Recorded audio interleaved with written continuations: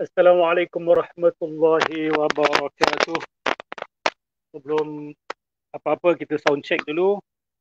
Sila berikan feedback jelas ataupun tidak. Minta bantuan sahabat-sahabat, teman-teman untuk berikan feedback dulu. Jelas ataupun tidak suara saya.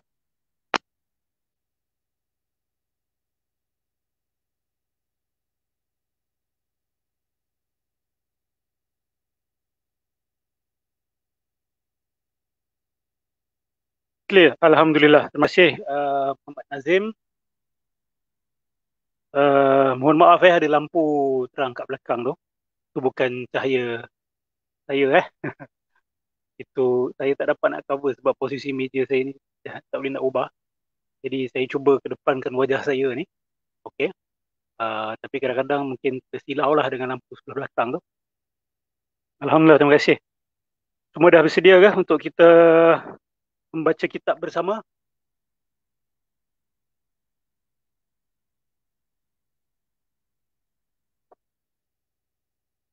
Apa khabar semua? Bagaimana keadaan masing-masing? Alhamdulillah.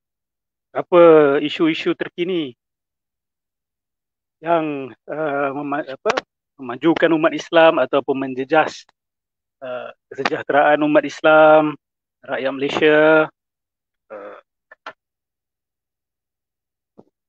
Alhamdulillah, sihat semua ya. Sedia baik. Malam ni insya-Allah kita sambung daripada kitab Fadaih Al-Batiniyah karangan Al-Imam Al-Ghazali, Hujjatul Islam. Imam Al-Ghazali ini banyak menyanggah golongan Batiniyah ya. Golongan Batiniyah ni ramai di zaman Imam Al-Ghazali. Dan boleh kita kata mereka mencapai satu tahap kekuatan yang besar di era Imam Al-Ghazali ya. Dan sebelum tu dan selepas itu mereka ni agak memainkan peranan lah dalam sejarah Islam, dan peranan yang mereka main ni sudah tentu adalah peranan pengganggu, penceroboh ya. Dan ternyata mereka ini tetap ada sampai ke hari ini, menjak zaman Rasulullah SAW lagi ya. Golongan Batiniyah ini sudah ada, sudah berkeliaran. Bahagian mereka jelas-jelas lah dikenali sebagai golongan munafiqun. Di sebahagian yang lain pula mereka sudah mula menyuntik elemen-elemen ataupun unsur-unsur batiniyah ini yang datang ni daripada falsafah sebelum kelahiran Nabi Muhammad sallallahu alaihi wasallam lagi. Dan dia berkekalan sehinggalah ke hari ini. Mereka tidak pernah berhenti untuk mengganggu gugat agama tauhid. Kalau dulu agama tauhid itu dibawa oleh Nabi Isa sebelum zaman Nabi sallallahu alaihi wasallam, itu pun mereka ganggu. Dan daripada perspektif kami umat Islam, kami melihat agama Kristian menjadi begitu kerana telah dimasuki oleh elemen batiniyah. Kalau dalam bahasa Inggeris kita boleh panggil Neoplatonism ataupun Hermeticism ataupun Gnosticism ataupun Manichaeanism. Okay? So sampai hari ini terlihat Islam juga dicuba untuk dicerobohi. Mereka masih tetap mencuba. Ini aliran yang kita boleh kira sebagai aliran yang antara dikira paling bahaya sekali lah dalam sejarah Islam. Kerana mereka ni licik, sangat licik. Saya berani mengatakan bahawa tidak ada musuh Islam yang lebih licik daripada golongan batiniyah ini. None as genius as them, as deceitful as them. Mereka ada kejeniusan, tapi sayangnya mereka menggunakan kebijaksanaan mereka untuk menyuntik kebatilan. Baik, kita masih lagi dalam bab yang keempat. InsyaAllah pada malam ini kita sambung berkenaan dengan fi bayani mu'taqadihim ataupun fi bayani madhabihim fil qiyamati wal ma'ad. Kita mulakan dulu dengan menjelaskan akidah golongan batiniyah ini berkenaan dengan hari kiamat dan hari kebangkitan. Faqad ittafaqu an akhirihim ala inkari al-qiyamati wa anna hadha an-nizam al-mushahada fi ad-dunya min ta'aqub al-layli wan-nahari wa husul al-insani min nutfatin wal nutfatu min insanin wa tawalludun nabati wa tawalludul hayawanati la yatasarramu abad ad-dahr. Okay. So dia orang kata bahawa kiamat ni tak ada. Ini akidah sebenar golongan batiniyah ni. Kiamat tak ada, dan sistem dunia yang dapat kita saksikan ini daripada pergantian malam dan siang ya, dan keterhasilan kewujudan manusia daripada benih air mani menjadi manusia, dan kemudian keluarnya satu tumbuhan daripada tumbuhan yang lain, dan keluarnya satu binatang daripada binatang yang lain, la yatasarramu abad ad-dahr. Dia ini tidak akan berhenti selama-lamanya. Kita boleh kata a cycle lah, a cycle ya. Wa anna as-samawati wal arda la yatasawwarun adamu ajsamiha. Dan langit-langit dan bumi tidak terbayang hilangnya partikel mereka ataupun the kebendaan mereka ataupun its matter, its material tu tak terbayang dia akan hilang satu hari nanti. Ini akidah batiniyah. Wa awwalul qiyamata wa qalu innaha ramzun ila khurujil imam. Dan mereka mentakwilkan istilah kiamat itu. Kiamat ni kita semua faham maksud dia. Dan dia orang ni memang kaki takwil ya. Kaki takwil. Takwil ni ada peranan dalam agama. Okey, Rasulullah pun mentakwil, para sahabat pun mentakwil dalam Al-Quran. Para sahabat mentakwil Al-Quran juga. Para salafus soleh mentakwil Al-Quran juga. Tapi pentakwilan golongan batiniyah ini sebenarnya tidak layak dipanggil pentakwilan sebenarnya. Dia hanya dari segi adat kita kata takwil lah, tapi dari segi teknikal, istilahan tak layak dipanggil takwil. Dia adalah tahrif, dia adalah penyelewengan makna. Jadi mereka menyelewengkan makna kiamat dan mengatakan bahawa kiamat itu adalah lambang kepada keluarnya imam mereka. Ingat sesi yang sebelum ini, akidah mereka berkenaan dengan keimaman, ya. Jadi dalam maksud kiamat pada pandangan mereka itu adalah kebangkitan imam mereka. Ataupun qiyamu qa'imuz zamani wa huwa as-sabi'un nasikh li syar'il mughayyir lil amr. Kan mereka percaya ada satu syariat tu akan kekal selama 600 kurun. Lepas tu kurun yang ketujuh itu akan datang, akan bangkit satu imam yang akan membawa satu syariat baru. Yang akan membawa satu syariat baru. Dan syariat baru tu akan kekal selama 600-700 tahun begitu. Okay? Jadi mereka kata itulah kiamat. Warubbama qala ba'duhum, dan sebahagian pula mungkin akan kata, inna lil falaki adwaran kulliyah. Tabaddalu ahwalul alami tabaddulan kulliyan bi tufani am 38 atau sebab min al asbab. Okay. Dia kata dekat sini, inna lil falaki adwaran kulliyah. Orbit ataupun bintang-bintang ni, dia ada dia punya orbit tertentu dengan waktu tertentu. Tatabaddalu ahwalul alam tabaddulan kulliyan. Dan dia akan berlaku perubahan pada alam ini dengan perubahan yang total bitufani am 38. Ni pada tahun 38 ni saya tak pasti 38 merujuk kepada 38 Hijrah ke, wallahu a'lam. Dia kata kemungkinan ada yang mengatakan di kalangan mereka bahawa kiamat itu bermaksud the cycle of time, ya, the cycle of time. Fa ma'na al-qiyamati inqida'u dawrina alladhi nahnu fihi. Maka maksud kiamat bagi golongan yang kedua ini adalah selesainya fasa zaman kita ini. Lepas zaman kita selesai, akan datang satu zaman baru. Okay? So kiamat ni bukan macam yang kita Ahlus Sunnah wal Jamaah faham. Maksud dia kehancuran bumi, langit dan sebagainya, dan diganti, ya, mana bumi dan langit ini diubah menjadi sesuatu yang lain. Ghairal ardi was samawat. Ya? Apabila bumi dan langit ini diubah menjadi sesuatu yang bukan langit dan bukan bumi. Tapi batiniyah faham benda lain. Wa ammal ma'ad, dan hari kebangkitan pula, pada sisi mereka, fa ankaru ma warada bihil anbiya. Mereka mengingkari, menafikan apa yang dibawa oleh para nabi. Walam yuthbitul hasyar wan nasyar lil ajsad. Mereka tidak mengisbatkan, tidak meyakini, tidak mengimani kebangkitan dan hari perkumpulan itu. Nasyar ni keluar daripada kubur, hasyar ni adalah perkumpulan. Maksud dia di padang mahsyar itu semua dia orang nafikan. Dan kebangkitan jasad daripada kubur itu mereka nafikan. Walal jannah walal nar. Mereka juga tidak mengisbatkan adanya syurga, adanya neraka. Walakin qalu, jadi apa mereka kata? Mereka nafi semua tu. Jadi apa alternatif mereka? Walakin qalu ma'na al-ma'adi audu kulli syai'in ila aslihi. Okay? Ma'ad hari kembali itu bermaksud kembalinya setiap perkara pada asalnya. Okay? Wal insanu mutarakkibun min al-alam ar-ruhani wal jasmani. Contoh, manusia ini terbentuk daripada alam rohani dan alam jasmani. Ini betul lah, kan? Kita ada roh, kita ada jasad. Amal jasmani minhu, aspek jasmani kita, aspek jasad kita, mutarakkibun min al-akhlaqil arba'. Aspek jasad kita terbentuk daripada 4 humans. Ini ilmu medical lama, ya. Mereka kata tubuh manusia ni bentuk daripada 4 humans, 4 cecair lah. Okay, phlegm ataupun lendir, ataupun black bile, darah, dan sebagainya, 4 benda tu lah. Fayanhalul jasadu wa ya'udu kullu khalatin ila tabi'atil 'aliyah.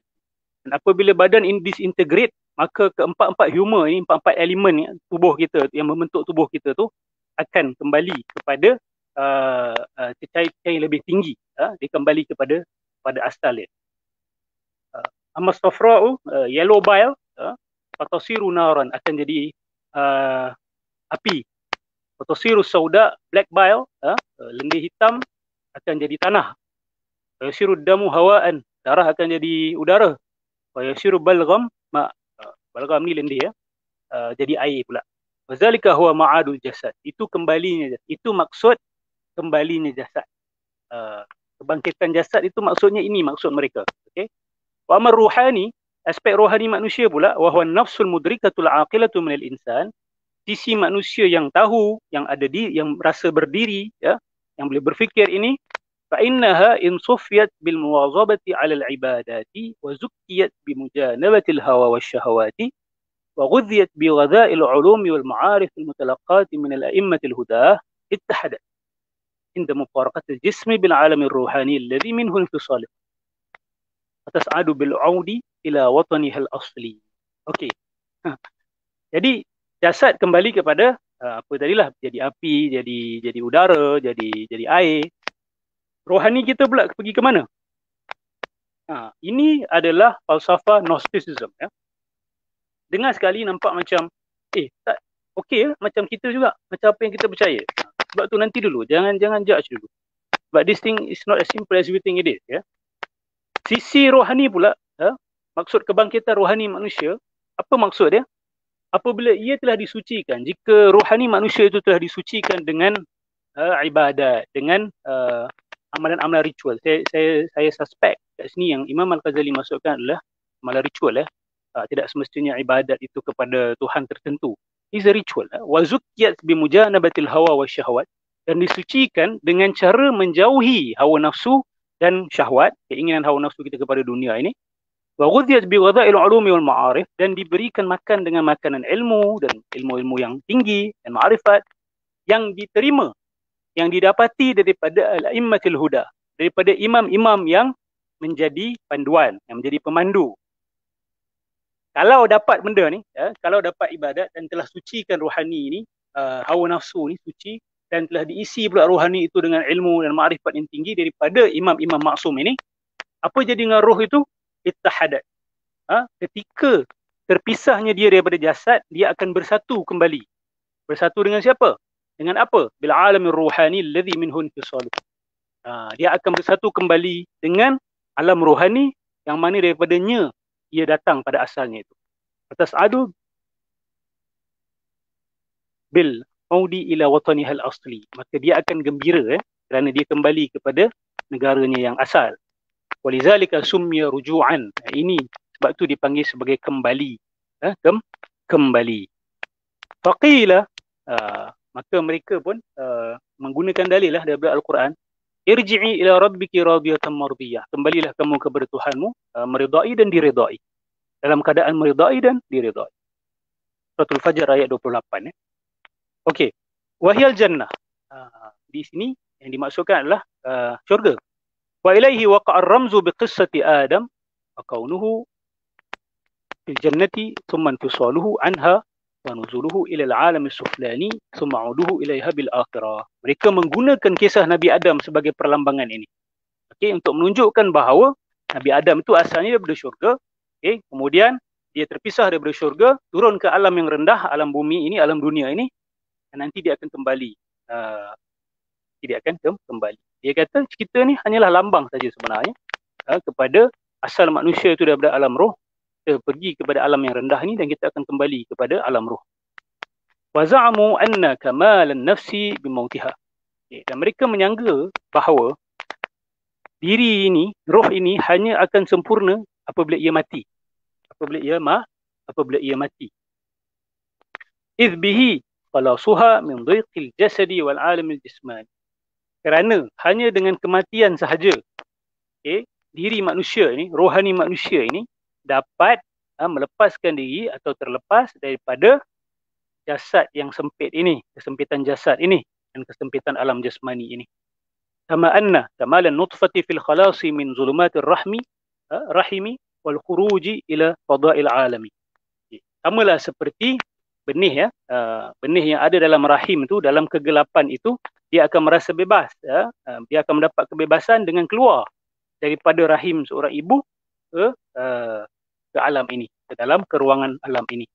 Begitulah juga didakwa bahawa manusia ini terperangkap dalam jasad ini. Apabila dia mati, barulah dia akan sampai kesempurnaan dan dia akan bersatu kembali dengan alam roh. Wal insanu kan nutfati, dan manusia itu bagaikan benih itulah, benih manusia itu. Wal alam karrahim, dan alam ini bagaikan rahim. Kita di dalam alam ini macam bayi di dalam rahim. Okey. Wal ma'rifatu kal ghadha, dan ma'rifat bagaikan makanan. Makanan kepada roh itu. Fa idza nafadat fihi sarat bil haqiqati kamilatan wa takhallasat. Okey, apabila makanan itu kan telah menyerap, telah berlaku, telah kita kata memainkan peranannya dalam benih tersebut, sarat bil haqiqati kamilatan wa takhallasat, maka dia akan jadi sempurna secara hakiki dan dia akan terlepas, takhallasat. Fa iza ista'addat, dan apabila dia bersedia li faidil ulumir ruhaniyati, untuk menerima limpahan ilmu-ilmu kerohanian, iktisabil ulumi min al-a'immati wa suluki turuqiha al-mufidati bi irsyadihim, istakmalat inda mufaraqatil jasad. Bila dah terlepas, barulah bersedia untuk menerima pancaran ilmu-ilmu kerohanian. Okey? Dan ilmu ni nak dapat daripada siapa? Dapat daripada a'immah, imam-imam, dengan mengambil jalan tarikat, turuk, maaf saya sebut turuk ini, turukul mufidah, jalan-jalan yang bermanfaat, bi irsyadihim, dengan panduan mereka, dengan irsyad mereka, dengan guru-guru mursyid lah senang kata. Istakmalat inda mufaraqatil jasad. Nanti bila dah dapat semua tu, bila roh dia dah terpisah daripada jasad, maka dia akan jadi roh yang sempurna. Wa zahara laha ma lam yuzhar. Nanti lepas dia mati, nanti akan terzahirlah bagi dia apa yang tidak terzahir sebelum ini. Ini kepentingan falsafah mereka tentang mati. Mati ini bila berlaku, barulah roh manusia tu akan sempurna.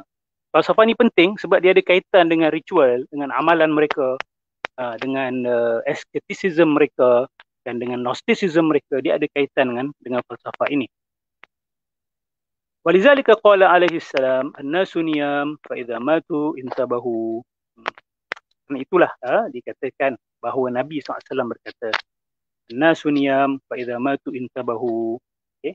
Atau alaihi salam di sini merujuk kepada Sayyidina Ali, minta maaf. Manusia itu dalam keadaan tidur, apabila dia mati maka dia akan bangun. Mereka-mereka yang join tasawuf, tarekat, semua akan biasa dengar kalam-kalam seperti ini. Manusia dalam keadaan tidur, apabila dia mati, baru dia akan tersedar. Okey, bila saya kata ini adalah akidah batiniyah, seperti apa yang Imam Ghazali kata, tak semua benda yang mereka cakap ni salah. Kita jangan semua letak campak dalam tong sampah. Hanya kerana batini berakidahkan akidah ini, kita kata semuanya sesat. Tidak. Okey, kerana ada juga beberapa perkara yang memang ada dalam Al-Quran, memang ada dalam sunnah Nabi SAW, dan makna dia tu tak ada masalah untuk kita terima. Manusia tidur, bila mati baru bangun, betul lah. Kan? Bila mati baru bangun. So dia bila mati baru kita sedar hakikat kehidupan di atas muka bumi. Kan? Kita sedar kan akhirat. Fabasaruka al-yawma hadid. Pada hari itu pandangan kamu akan tajam, akan jelas. Maksud dia akan ada lah berlaku kesedaran-kesedaran yang tidak kita sedar sewaktu kita di dunia ini. Kita mohon pada Allah Subhanahu Wa Taala supaya kita dapat kesedaran itu sebelum berlaku kematian. Kita tengok dulu kalau ada apa-apa komen.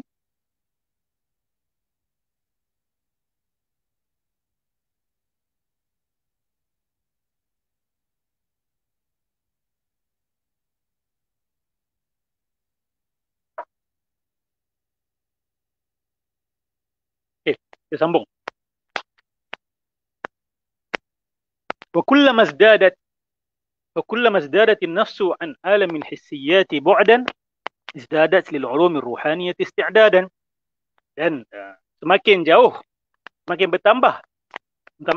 bertambah kejauhan diri kita daripada alam yang diinderakan ini, ataupun alam yang kita alami ini, alam jasad yang kita experience directly ini. Makin jauh diri kita daripada alam jasad ini, this material world, okay, izdadat lil ulumir ruhaniyati isti'dadan.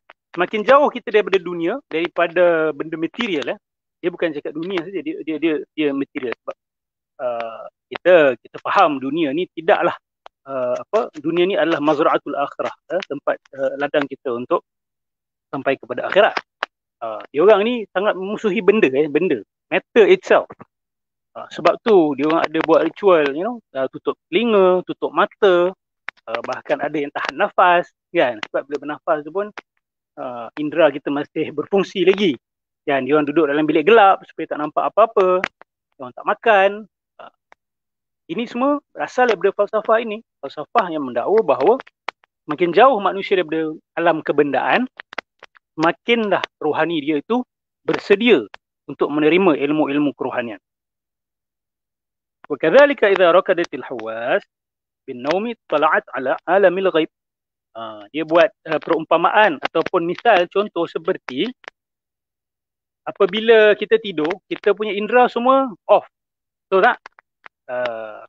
Dan bila off, barulah kita dapat mimpi-mimpi. Bila kita switch off kita punya indera, mata kita, telinga kita, rasa kita, sentuhan kita, bau kita, barulah kita boleh bersedia untuk mendapat mimpi-mimpi yang biasanya datang daripada alamul ghaib. Wastash'arat ma sayazharu fil mustaqbal, dan kadang-kala seseorang manusia itu nampak masa hadapan dalam mimpi dia. Okey. Kadang-kala. Okay, ini benda ni tak mustahil dan Allah Subhanahu Wa Taala boleh berikan. Ini rezeki, ya. Imma bi'ainihi. Okey. Dan kadang-kala dalam mimpi itu dia nampak alam ghaib itu dengan mata dia secara direct.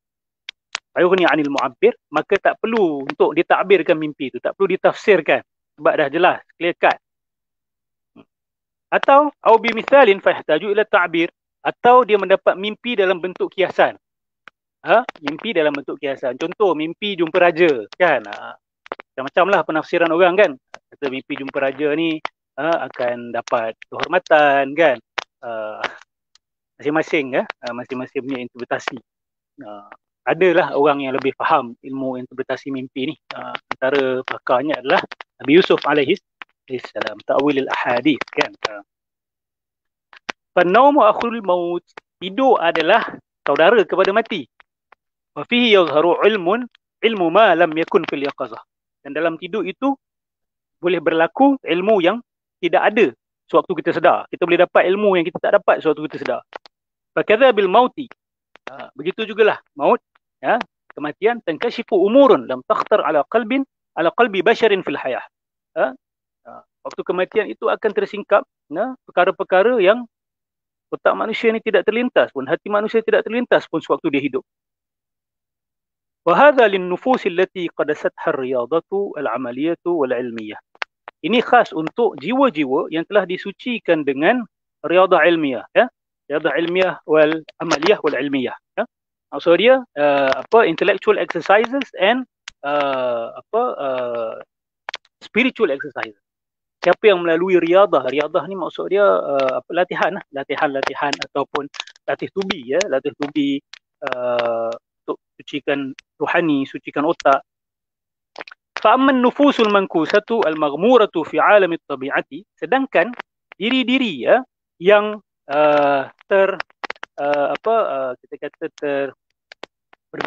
bergelumang di dalam alam tabi'i ini, dalam alam jasad ini, al-mu'ridatu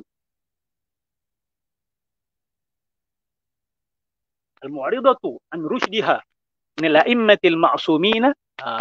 Bagi jiwa-jiwa yang bergelumang dalam alam jasad ini, ya, yang mana menjauhi irsyad ataupun bimbingan ataupun pimpinan a'immah al-ma'sumin, imam-imam yang maksum, syekh-syekh yang maksum, fa innaha tabqa abad ad-dahri fin nar. Orang seperti ini akan kekal selama-lamanya dalam api neraka. Api neraka mereka apa maksudnya? Apa maksud api neraka mereka? Kalau syurga mereka tadi, apa maksud dia? Radiyatan mardiyah tadi.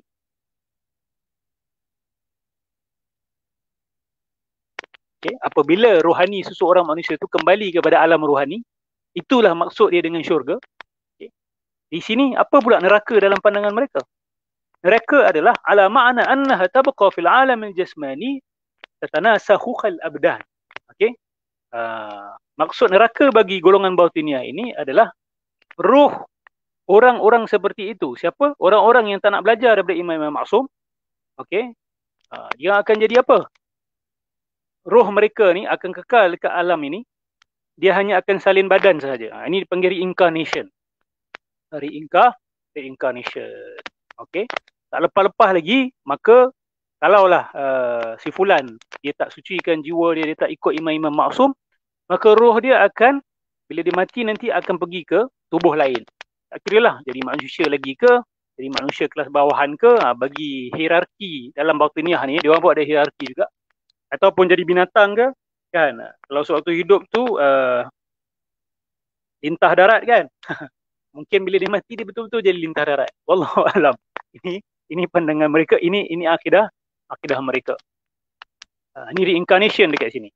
فلا تزال تتعرض فيه للألم والأسقام فلا تفارق جسدا إلا ويتلقاها آخرون. Okay. Maka mereka masih terdedah kepada kesakitan, kesengsaraan. Mereka tidak akan terpisah daripada jasad. Kecuali bila terpisah daripada satu jasad lain pula dia akan termasuk di dalam dia. Okay.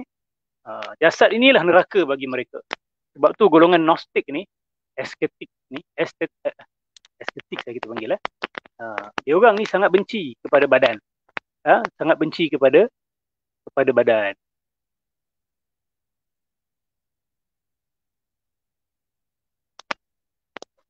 Badan ni dikata sebagai penjara, neraka dan sebagainya. Walizalika qala ta'ala, dia orang pun mengambil ayat-ayat Quran untuk justify akidah dia orang. Kullama nadijat juluduhum badalnahum juludan ghairaha liyadhuqul azab. Apabila satu kulit mereka tu telah terlerai, kan, kami akan tukar dengan kulit yang baru supaya mereka dapat merasakan azab. Satu kulit dah terbakar, Allah akan tukar dengan kulit lain supaya dapat terus merasakan azab. Fahadha madhhabuhum fil ma'ad. Inilah akidah mereka dalam hal hari kebangkitan, ya. Wa huwa bi'ainihi madhhabul falasifah.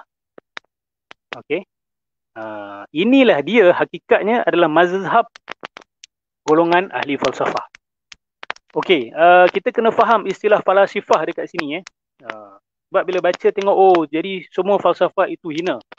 Kita kena faham apabila para ulama mengkritik keras falsafah mana yang mereka maksudkan. Kita sebagai manusia tak boleh elak daripada berfalsafah.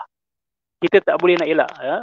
Bahkan ikhwan-ikhwan salafiyah kita juga, kalau baca Ibn Taymiyah menulis dalam kitabnya Ar-Raddu 'alal Mantiqiyyin, kan, Ibn Taymiyah mengiktiraf keperluan, dia tak katalah falsafah, dia kata ilmu kalam, dan hujah-hujah yang kompleks untuk orang-orang yang sudah terbiasa dengan penghujahan yang kompleks. Sebab orang macam ni hujah-hujah simple dia orang tak boleh terima. Dia orang perlu hujah-hujah yang lebih dalam. Dan dia juga bagus untuk melatih tubi otak supaya menjadi lebih cergas. Tapi tak semua orang sesuai dengan teknik falsafah ataupun ilmu kalam, tidak semua. Tapi sedikit sekelumit daripada falsafah dan ilmu kalam ni boleh menyuntik kebaikan yang besar dalam masyarakat. Apa-apa pun kita kena elakkan pelampauan. Dalam apa saja ilmu pun. Dalam ilmu fiqh pun tak boleh melampau. Ilmu hadis pun tak boleh melampau. Ilmu kalam pun tak boleh melampau. Ilmu tasawuf pun tidak boleh melampau.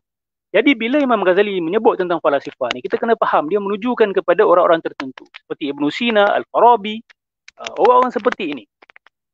Dan kalau kita lihat antara buku-buku pertama yang masuk ke alam umat Islam adalah Theologia of Aristotle, Theologia Aristotelis. Tapi sebenarnya kitab tu bukan buku Aristotle. Itu adalah buku siapa nama dia? Plotinus. Daripada Enniad dia. Dia Enniad yang ke-6 tu. Dia ada buku yang 9 tu. The Enniad tu 9 kalau tak saya maksud dia. Dia bab yang ke-6 tu yang dipanggil sebagai Theologia of Aristotle. Tapi hakikatnya bukan kitab Aristotle. Aristotle punya mazhab lain dengan mazhab Plotinus. Mazhab lain. Okey. Jadi yang dikritik adalah mazhab Plotinus ini sebenarnya. Mazhab Ibn Sina, mazhab Al-Farabi dan ahli falasifah Islam. Bukan falsafah secara pukal. Contoh hari inilah. Kita nak berdebat dengan golongan etis, kita nak berdebat dengan scientism, kan, kita kata postmodernist, macam-macam. Kita nak kena belajar falsafah diorang, nak kena faham falsafah diorang. Nak rot evolution theory, kita kena faham evolution theory. Dan semua ni bergelumang dalam falsafah. Tak boleh nak pisahkan, kata kita saya tak nak falsafah. Tak boleh. Sebab dia dah bergelumang dah. Nak belajar tentang postmodernism, kena belajar pasal sofis, kan? Contoh mudah lah, tengok Ibn Taymiyah sendirilah, kan? Beliau nak rat orang-orang seperti ini, dia guna falsafah. Dia guna falsafah yang dalam, dia menguasai falsafah, kan? Sama lah seperti Al-Imam Al-Ghazali yang telah memulakan dahulu jalan itu. Tapi jalan ini jalan yang berat, jalan yang berat. Tapi kita juga hidup dalam zaman yang berat. Kita juga hidup dalam sebuah zaman di mana kita terdedah kepada serangan-serangan falsafah daripada barat. Yang mana falsafah-falsafah inilah yang dirot oleh Imam Ghazali, Ibn Taymiyah dan ulama-ulama Islam yang lain telah mengkritiknya. Jadi kita boleh terus duduk bawah tempurung, kata cukup untuk saya hanya baca Al-Quran dan Sunnah, dan saya berhujah terus daripada Al-Quran dan Sunnah. Saya tak jumpa lagi satu ulama Islam yang berhujah hanya dengan Al-Quran dan Sunnah tanpa menyebut apa-apa istilah selain yang ada dalam Al-Quran dan Sunnah. Mereka akan tetap terpaksa menggunakan istilahat-istilahat yang digunakan oleh kufar, oleh golongan falasifah sendiri, golongan atheist, golongan postmodernis. You akan terpaksa gunakan istilah. Sebab you nak debat, you kena guna this key term. And nak guna, kena faham. Dan nak rot, nak refute, kan? Sometimes you kena guna dia orang punya prinsip untuk patahkan hujahan mereka sendiri. Tapi not all the time lah, kan? Nak berhujah dengan Al-Quran juga boleh. Kalau rujuk kitab Al-Qistas Al-Mustaqim Al-Imam Al-Ghazali, kan? Sangat menarik. Imam Al-Ghazali mengajarkan teknik-teknik penghujahan yang ada dalam Al-Quran. Yang ada dalam Al-Quran, yang mana sebahagiannya disebut juga oleh Aristotle dalam kitab-kitab logik dia. Kita bukan nak kata Aristotle yang buat ilmu logik. Tidak. Aristotle kita kata bukan discover, sorry. He codified logic. Benda tu dah ada, cuma dia codified, dia menjadikan dalam bentuk yang sistematik, teratur, dalam buku, dalam penulisan. Tapi bukan bermakna logik ni tak ada. Bermakna dalam Quran tak ada logik. So nak kena faham bila Imam Ghazali mengkritik mazhab falasifah ni, kita kena faham dia merujuk kepada siapa. Wa inna ma sya'a fihim laman tadaba linusrati madhhabihim jama'atan min ats-tsanawiyyah wal falasifah. Okey, so ada dua kat sini. Satu golongan batiniyah, satu golongan tsanawiyah dan falasifah. So Imam Ghazali nak kata dekat sini, macam mana boleh bercampur aduk kat sini? Macam mana akidah batiniyah ni boleh bercampur aduk dengan akidah falasifah? Sebab telah tersebar satu masa dulu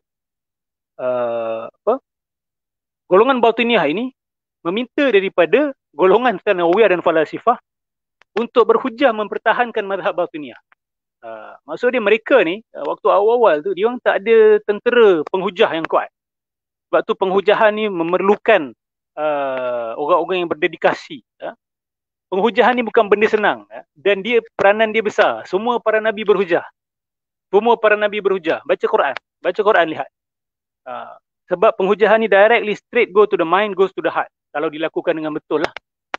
Kalau tentera penting, penghujah ilmu lebih penting daripada kepentingan tentera.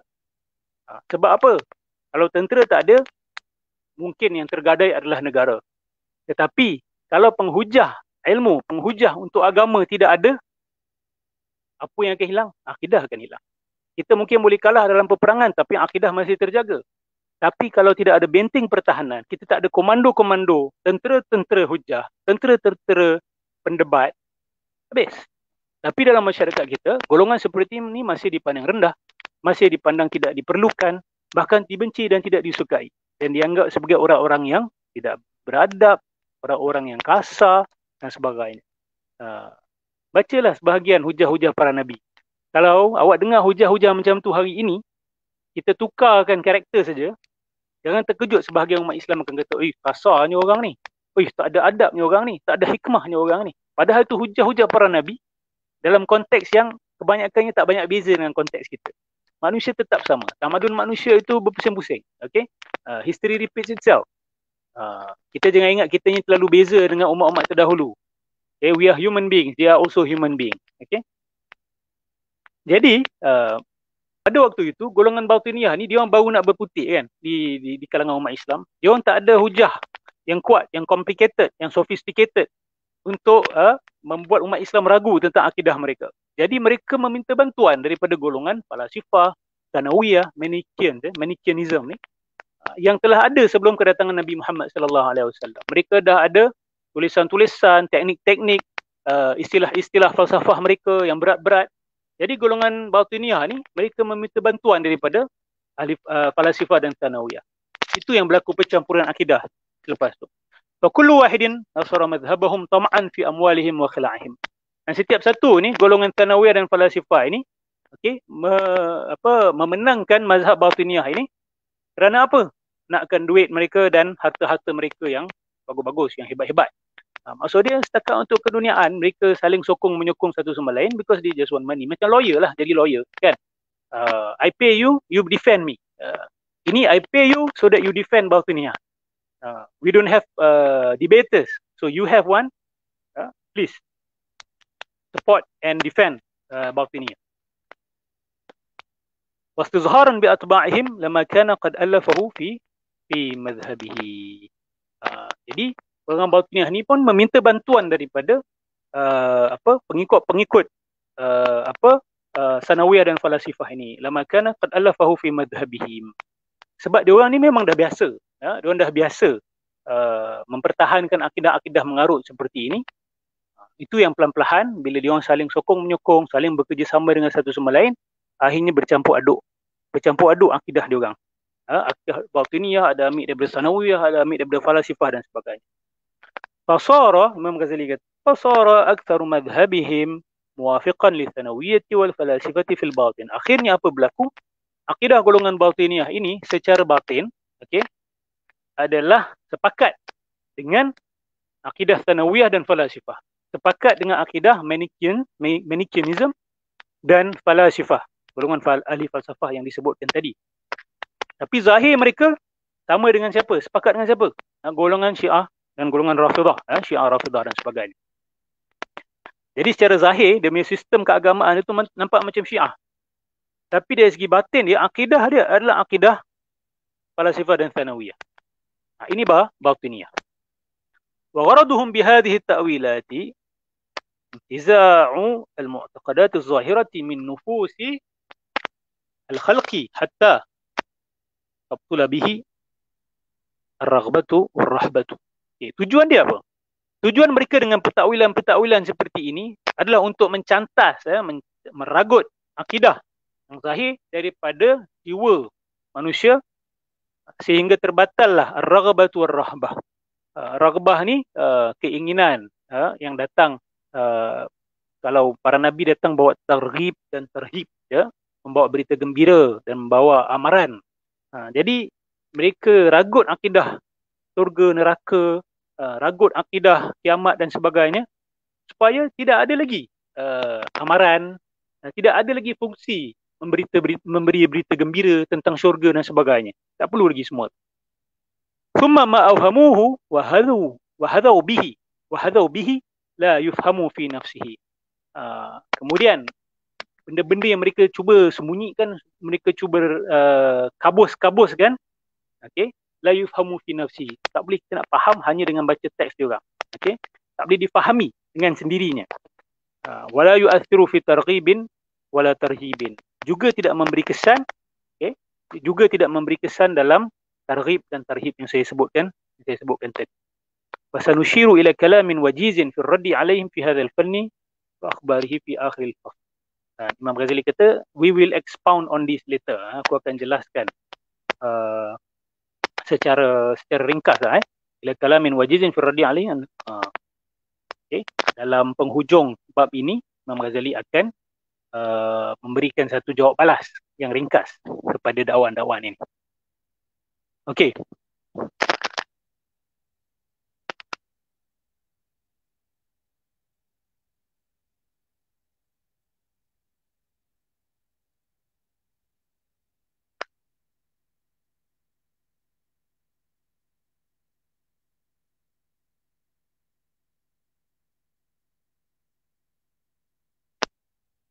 Betul. Hafiz Farid, Aristotle empiricist, Plotinus rationalist. Macam tak kena kalau kata sama. Sebab tu pada asalnya umat Islam tersilap dalam labelkan kitab tersebut sebagai kitab Aristotle. Hakikatnya dia kitab Plotinus. Jadi antara mazhab awal yang masuk ke dalam pemikiran umat Islam sebenarnya mazhab Plotinus ni. Mazhab Plotinus sebenarnya.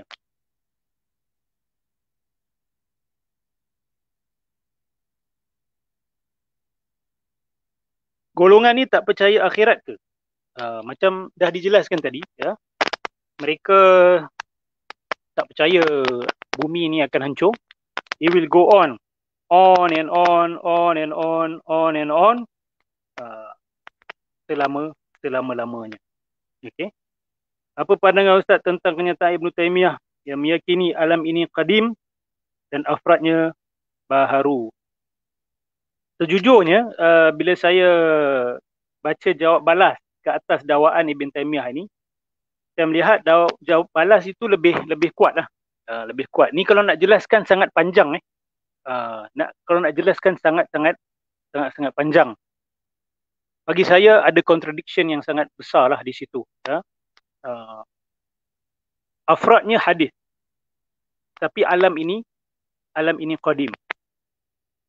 Susah untuk kita imagine ataupun kita nak fathom this idea.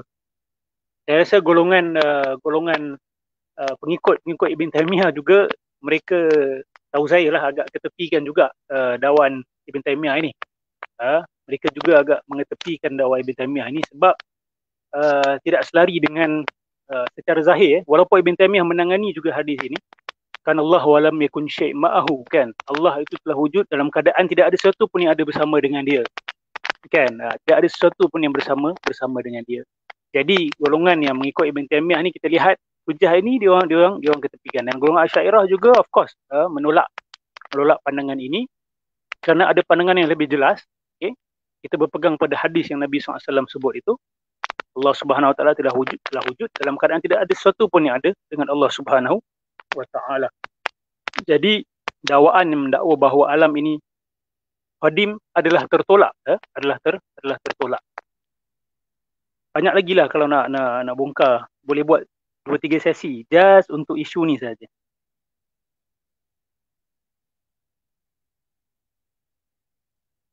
Intro berkenaan dengan pemikiran Ibn Rushd. Tiga watak besar ni, Ibn Taymiyah, Ibn Arabi dan Ibn Rushd ni, tiga watak yang very controversial, very controversial tiga. Kalau Ibn Rushd ini, dia sendiri kan mendakwa jalan dia adalah jalan Aristotle, betul tak? Dan dia cuba menggabungkan dengan jalan Nabi Muhammad sallallahu alaihi wasallam, tapi pengagungannya kepada Aristotle itu sangat memeranjatkan, dan sangat memeningkan kepala. Jadi ada banyaklah kita boleh cerita tentang Ibn Rushd ni. Mungkin kita boleh buat satu sesi khas berkenaan dengan Ibn Rushd. Ibn Rushd ini dia tidak menjadi panduan umat Islam dalam bab akidah. Tetapi dalam bab fiqh, okay, kita akui beliau adalah pakar dalam bab fiqh. Tetapi dalam bab akidah, dalam bab ilmu kalam, pandangan beliau tidak diterima sebagai mainstream. Apatah lagi di kalangan golongan Salafiyah. Asy'ariyah pun tidak menerima pandangan Ibn Rushd ini sebagai mainstream Ahlussunnah wal Jamaah. Jadi watak ni menarik untuk kita lihat. We have these kinds of scholars throughout history. Dia orang punya sense of independence ni terlalu besar, bahkan memang dia orang pun genius. Jadi for them to follow others a bit difficult, susah. Jadi sudah tentu kita akan jumpa pandangan-pandangan yang asing, yang pelik. Yang boleh saya sebut asing, pelik, tak semesti salah dan tak semesti betul. Okay? Tak semesti salah dan tak semesti betul. Dan banyak pandangan ni yang agak kompleks lah, yang agak kompleks. Sebab tu kalau benar berlaku pertemuan di antara Ibn Rushd dan Ibn Arabi, dan seolah-olah macam jalan mereka tu sebenarnya sama, jalan mereka tu sebenarnya sama, saya tak terkejut lah. Okay, sebab sumbernya sama. Sumbernya adalah daripada falasifah. Walaupun Ibn Rushd tidak mengikut jalan Plotinus, setahu saya dia tidaklah mengikut mazhab Plotinus, tetapi apa yang ada dalam falsafah Plato, khususnya Plato, Walaupun Ibn Rushd lebih kepada mazhab Aristotle, tapi dalam mazhab Plato itu yang dia sebenarnya bergelumang lah juga, bergelumang juga. Okay? Kita tak boleh nak buat satu potongan macam potongan dengan pisau yang clear. Ini jalan Aristotle, ini jalan Plato. Tak, dia ada campur adukan. Dalam Plato pun sebenarnya dengan jalan Plotinus banyak persamaan, terlalu banyak persamaan. Sebab tu mereka dipanggil sebagai Neoplatonis, kan? Plotinus pening sebab dia Plotinus, dia mengikut jalan Plato. Beza spelling dia. Plotinus mengikut jalan Plato, Plotinus dipanggil sebagai Neoplatonis. Neoplatonis, mereka adalah Plato mengikut mazhab Plato, tapi mereka ni adalah mazhab baru yang bertitik tolak daripada mazhab Plato. Jadi Ibn Rushd ini kita boleh kata dia banyak mengambil mazhab falasifah, walaupun dia tak sesama kelas dengan Ibn Sina, tak sama kelas dengan Al-Farabi.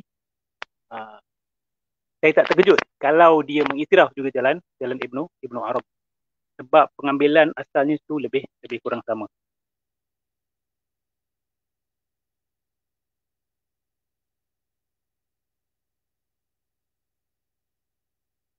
Apakah takwilan dari Al-Quran itu bebas dari sudut falsafah? Contoh ilmu eskatologi.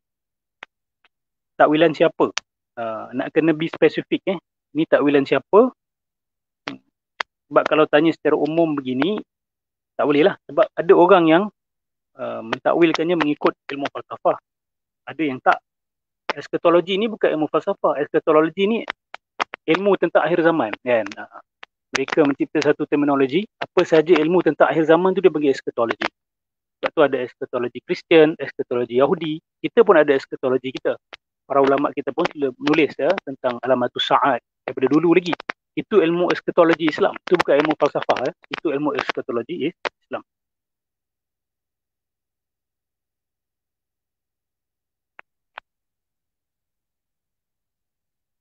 Ustaz, benarkah Ibn Taymiyah berpegang dengan fahaman tajsim?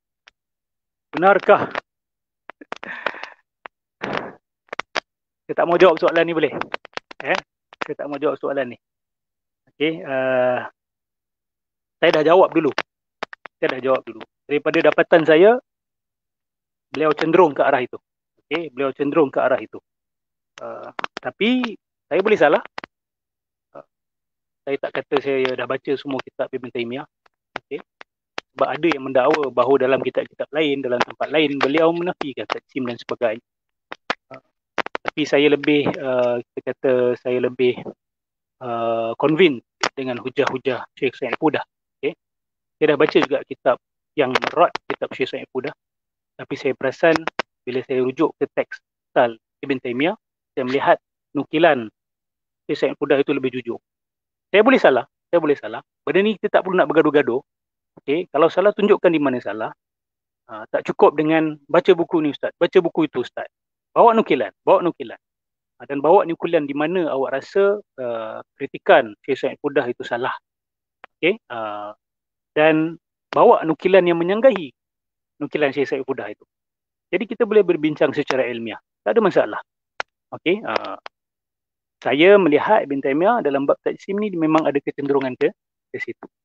Okay, itu yang saya dapat sekarang ni. Itu yang saya lihat. Saya baca sendiri. Susah untuk saya tolak benda ni. Dan saya pun pening. Dan saya pun pelik macam mana beliau boleh sampai kepada rumusan itu. Beliau boleh menulis tulisan-tulisan seperti itu. Sangat memeranjatkan lah sebenarnya. Sangat memeranjatkan. Beliau tidaklah secara direct mengatakan. Tetapi dalam mengisbatkan arah, dalam mengisbatkan tak boleh kata tak boleh nafi Allah ada jisim. Tak boleh nafi. Tak boleh nafi. So statement-statement macam tu. Dia kata kita tak boleh nak nafikan Allah Subhanahu Wa Taala ada jisim. Sebab salafus salih tidak menggunakan istilah jisim. Jadi ini yang membuatkan bahagian ulama cenderung mengatakan bahawa ya ke arah tadi.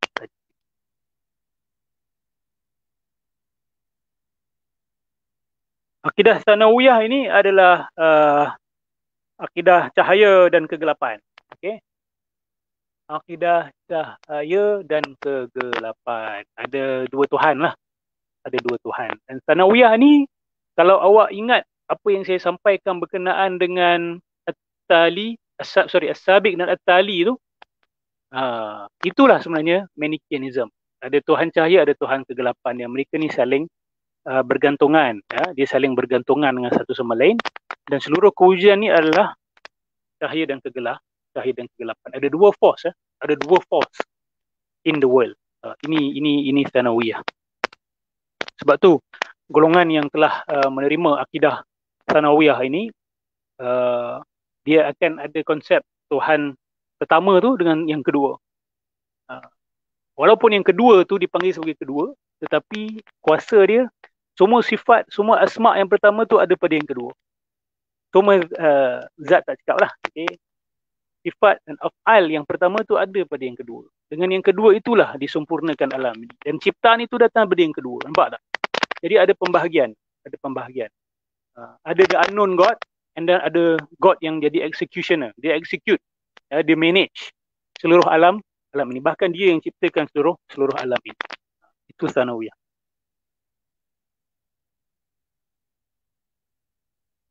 Clipping ni apa benda? Clipping lah mic ni.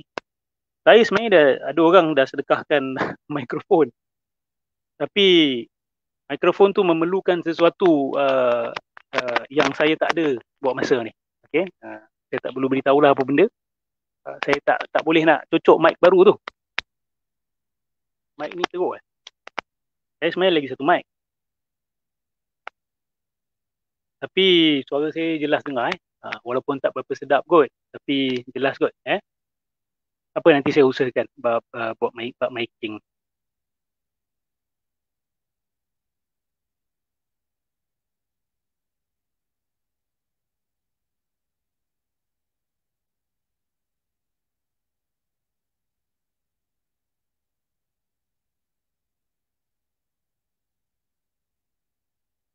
Kita teruskan dulu. Tak habis nanti ni. Saya nak masuk bab yang kedua ni. Berkenaan dengan i'tiqadihim fi at-takalif asy-syar'iyyah. Masih soalan-soalan menarik, interesting. Okay.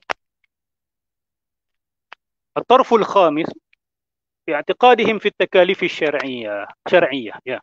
Ini berkenaan dengan tanggungjawab syarak. Maksudnya solat, puasa, zakat, haji ni semua. Apa pandangan mereka? Apa akidah mereka? Wal manqulu anhum al-ibahatul mutlaqatu wa raf'ul hijabi wa istibahatil mahdhurati wa istihlaluha wa inkaru asy-syara'i. Okey. Yang kita dapat daripada cerita mereka adalah ibahah mutlaqah. Semua boleh buat. Dan terangkat hijab. Tak ada benda haram lah. Semua yang diharamkan tu halal sebenarnya. Dan menafikan syariat, menafikan halal haram semua ni. Tapi apa yang penting ni kat sini, illa annahum bi ajma'ihim yunkiruna dhalika idza nusiba ilaihim. Mereka ni, kalau kita nisbahkan semua yang tadi tu, kita kata kamu ni menghalalkan yang haram, tak ada yang wajib, tak ada yang haram, tak ada yang halal dalam agama, semuanya, tak ada yang haram, semuanya boleh. Kalau kita dakwa macam tu kat atas mereka, mereka akan nafi. Mereka tak, kami tak cakap macam tu. Sebab tu kena faham, benda batiniah ni dia bukan senang-senang mendakwa kami menafikan syariat. Dia tak sebodoh itu.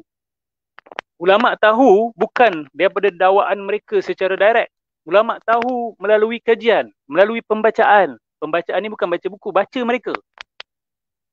Ada orang ni kata mengiktiraf syariat, tapi tanya dia orang apa maksud syariat.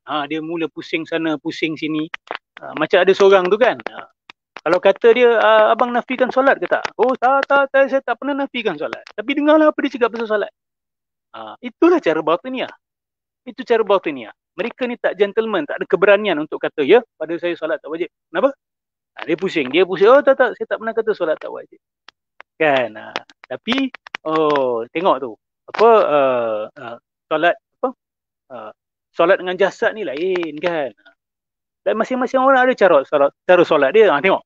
Dia kata dia tak nafikan solat. Tapi masing-masing orang ada solat dia. Kan? Kita bila dekat atas, bila bersafar, solat atas binatang kan. Itu pun tengok binatang bergerak-gerak. Tak semestinya ikut kiblat. Lepas tu, waktu peperangan pun sama juga. Kan? Salatul khauf lain. Atas unta lain. Atas kuda lain. Jadi solat ni macam-macam cara. Dulu menghadap ke Masjidil Haram, sekarang ni menghadap ke Mekah, ke Kaabah Al-Musharrafah. Dia kata tengok ni, bentuk-bentuk ni semua boleh berubah, tak ada masalah. Nak solat macam mana solat, yang penting golongan macam ni jugalah. Kalau kamu tanya dia straight, abang nafikan solat tak? Dia akan kata saya tak nafikan solat. Tapi solat yang dia maksudkan tu bukan solat yang kita maksudkan. So kena faham benda ni dan kena faham kelicikan mereka. Okay, jangan senang kena makan.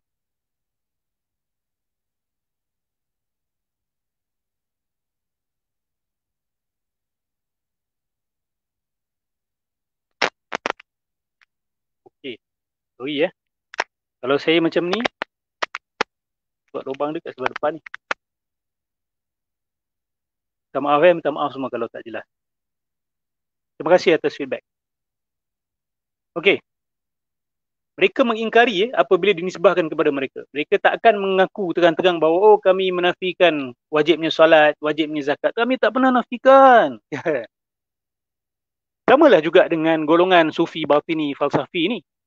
Mereka kata kami tak ada kaitan dengan batiniah kan. Walaupun wahdatul wujud kami ambil daripada mereka kan. Isu Abdal Autat ni lebih kurang macam cerita mereka. Isu kutub pun kita ambil daripada cerita mereka. Isu Hakikat Muhammadiyah pun ambil daripada cerita mereka. Kami tak ada kaitan dengan batiniyah kan. Kami tak ada kaitan dengan batiniyah kan. Lepas tu, bila tanya dia orang, kenapa kamu kata kamu bukan batiniyah? Kami amalkan syariat. Ibn Arabi mengamalkan syariat kan. Wali-wali kami mengamalkan syariat.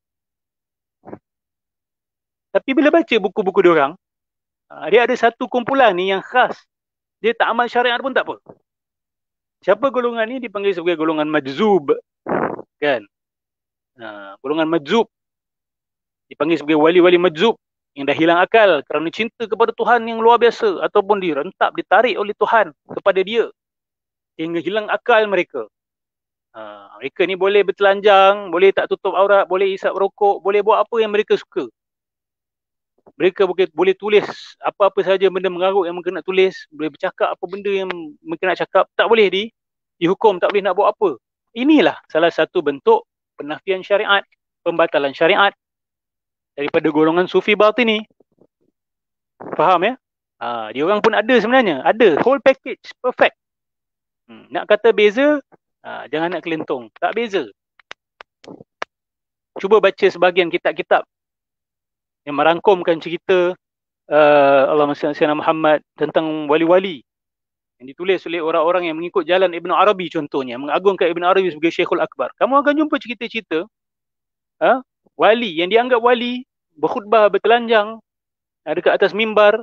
Telanjang ni khutbah, telanjang. Banyaklah cerita yang la haula wala quwata illa billahil azim. Ada yang didakwa sebagai seorang wali meliwat keldai di khalayak ramai. Banyak, kalau nak cerita, kita sangat marah dengan orang-orang seperti ini.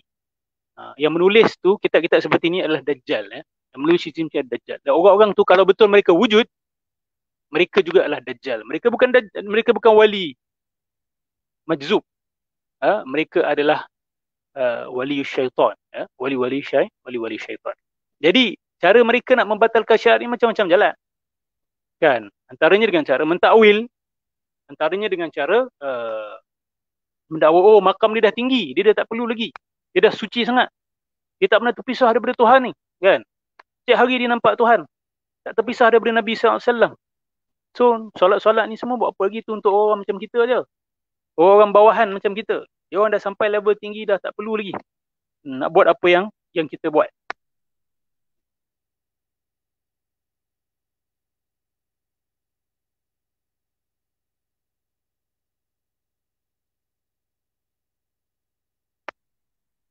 Wa innamal ladzi yasihhu fi mu'taqadihim fihi annahum yaqulun. Yang diorang berterus terang adalah begini. Tadi kalau kata membatalkan syarat, dia orang nafi Tapi yang diorang terus terang adalah ini. La budda min al-inqiyad lisyar'i fi takalifihi ala tafsil alladhi yufassiluhu al-imam. Okay? Kita mesti ikut syariat. Segala pertanggungjawaban syariat kita kena ikut, tapi dengan cara yang diperincikan oleh sang imam, sang syekh, sang kutub, sang insanul kamil min ghairi mutaba'ati Syafi'i wa Abi Hanifah. Tapi tak perlu ikut jalan Imam Syafi'i, tak perlu ikut jalan Imam Abu Hanifah dan selain mereka. Orang-orang macam mereka tak perlu. Sebab dah ada Imam Maksum, kenapa nak kena ikut Imam Syafi'i lagi? Inilah ada golongan-golongan yang ada, oh saya ada guru. Lepas tu ajar benda merapu-rapu. Orang macam ni, kalau awak dengar betapa sombongnya mereka, kenapa? Sebab guru-guru mereka memang mendakwa benda-benda macam ni. Kami direct connection dengan Tuhan, kabel straight. Kenapa nak kena ada perantaraan Imam Syafi'i ke, Imam Ghazali ke, Imam Ahmad ke? Siapa-siapa pun tak perlu dah. Wa inna dhalika wajibun alal khalqi wal mustajibina ila an yanalu rutubatal kamali fil ulum. Ini semua wajib kepada semua dan mereka yang menerima dakwah batiniyah ini sehinggalah mereka sampai satu martabat kesempurnaan dalam ilmu. Fa idza ahatu min jihatil imami bihaqaiqil umur, apabila mereka telah pembelajaran mereka tu telah sempurnalah daripada Imam Maksum tu berkenaan dengan hakikat-hakikat perkara, wa tala'u ala bawatin hadhihi zawahir, dan mereka telah pun menyingkap hakikat-hakikat perkara, batin-batin setiap perkara, batin-batin daripada perkara-perkara zahir agama ini, mereka dah tahu rahsia-rahsia batinnya. In halat anhum hadhil quyud, maka belenggu tersebut akan terlerai daripada mereka. Belenggu halal haram syariat ni semua akan terlerai daripada mereka apabila mereka telah tahu hakikat batin setiap amalan-amalan zahir ini, maka mereka tidak ada lagi kewajipan syariat. Manhattat anhum at-takaliful amaliyah, kan? Maka terlerailah juga atau terjatuhlah, terbatallah kewajipan dari segi perbuatan. Tunggang-tunggik solat semua dia tak payah lagi dah. Bayar zakat 2.5% semua tak payah, pergi haji semua dia tak payah lagi dah. Fainal maqsuda min amali, kerana apa? Apa sebab dia? Dia kata kerana tujuan amalan ibadat dengan anggota tubuh ni, tanbihul qalbi liyanhadda fi talabil ilm. Kerana tujuan amal ibadah dengan tubuh ni sebenarnya adalah untuk membangkitkan hati untuk mencari ilmu. Fa idza nalahu ista'adda lis-sa'adatil quswa. Kan? Apabila dah capai ilmu tersebut, maka dia dah bersedia untuk mendapat kebahagiaan tertinggi. Fayasqutu anhu takliful jawarih, maka pertanggungjawaban ibadah zahir dengan badan ni terbatal, jatuh. Wa innama takliful jawarihi fi haqqi man yajri bi jahlihi majral humur allati la yumkinu riyadatiha illa bil amal asyaqah. Okey. Tanggungjawab amal ibadah zahir ini yang dengan anggota tubuh ini adalah untuk orang-orang yang macam kelai, yang tak boleh nak dididik, tak boleh nak dilatih kecuali dengan amalan-amalan yang keras, yang berat. Maksud dia orang-orang yang terus kena amal sampai mati ni, wajib ni adalah macam keldai sebab tak boleh nak dididik. Solat, dia kena solat selama-lamanya, dia kena bayar zakat selama-lamanya. Okay? Dia kena puasa selama-lamanya sebab dia ni tidak boleh dididik. Dia keldai, dia macam keldai, bodoh sangat. Wa amal azkiya, sedangkan orang-orang yang bijak pandai ni, wal mudrikuna lil haqa'iq fadarajatuhum arfa'u min dhalik. Okay? Sedangkan golongan yang bijak pandai ni yang telah mengetahui hakikat, darajat mereka tu lebih tinggi daripada yang sebelum itu, iaitu yang keldai-keldai sajalah. Wa hadha fannun min al-ighwa'i shadidun 'ala al-adhiya. Imam Ghazali buat side note dekat sini, dia kata this kind of strategy sangat berkesan dan sangat hebat kesannya ke atas golongan yang merasa diri mereka bijak pandai. Sebab orang yang dirasa diri dia pandai, lepas tu dengar pula guru kata orang-orang pandai tak perlu semua ni, kan? Dia akan terkesan tu, kalau gitu aku tak perlu lah semua ni, untuk orang bodoh je. Amal-amal zahir sama ni untuk orang bodoh. Aku dah amal, aku dah faham, tak payah lagi buat benda-benda ni. Aku dah sampai makam tertentu. Wa gharaduhum hadmu qawanin syara'. Okey, tujuan mereka adalah untuk menghancurkan kaedah-kaedah syarak ataupun undang-undang syarak. Walakin yukhadi'una kulla dha'ifin bi tariqin yaghwihi wa yaliqu bihi. Mereka ni bijak. Setiap golongan itu dia ada cara untuk disesatkan, cara khas. Dia tak guna satu cara untuk semua orang. Tidak. Dia akan tengok dia ni kesesuaian dia macam mana, cara fikir dia macam mana, dia level dia kat mana. Dan aku akan berikan dia, aku akan sesatkan dia dengan level dia. Apa yang dia suka. Kalau dia rasa diri dia pandai, aku akan membodek. Pandai. Lepas tu sesat. Kalau seseorang tu rasa diri dia berpengaruh, kita main dengan pengaruh dia. Kalau seseorang tu rasa dia bodoh, kita main dengan kebodohan dia. Kalau seseorang tu terlalu merendah diri, dimainkan kerendahan diri itu. Dia orang pandai ya, cari apa saja pintu untuk menyuntik. Wa hadza min al-idlalil barid. Okay, ini adalah satu taktik yang menyesatkan. Barid ni boleh bermaksud kaku atau boleh bermaksud very straightforward ya. Ataupun boleh juga bermaksud hebatlah. Barid ni halus ya, sejuk. Wa huwa fi hukmi darbil mithali qaulil qail innal ihtima' anil at'imatil mudarrati innama yajibu ala man fasada mizajuhu fa amma man iktasaba i'tidal al mizaji faliwazib ala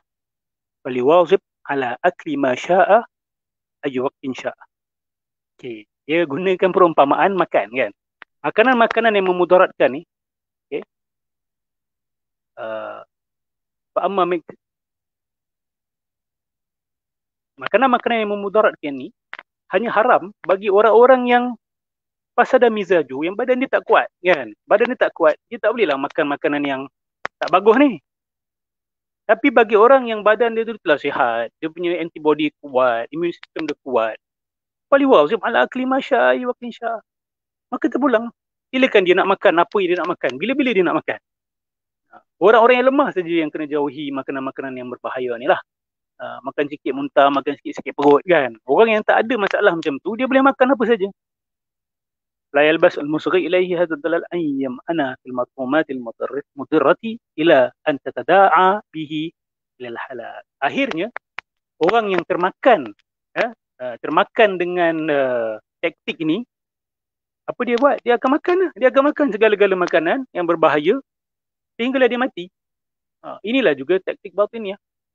Dia kata kepada so-called orang-orang yang merasa diri pandai, oh kamu tak perlu semua ni. Kamu boleh buat apa saja kamu nak. Yang penting kamu dah faham hakikat. Kamu dah kenal Tuhan. You can do whatever you want. Akhirnya orang tu membuatlah. Dia pergi berzina, dia minum arak. Dalam keadaan dia menyangka diri dia selamat dah. Dan tak akan terkesan dengan dosa-dosa itu. Akhirnya dosa-dosa itu menghancurkan dia, mematikan hati dia. Samalah seperti saya beritahu orang yang kamu ni badan kuat, nak makan apa makan je, tak ada masalah. Nak makan racun pun boleh, tak ada problem. Kamu kuat. Akhirnya orang tu bila dia termakan dengan da'ayah tersebut, dia makan racun, dia akan mati. Dia akan mati.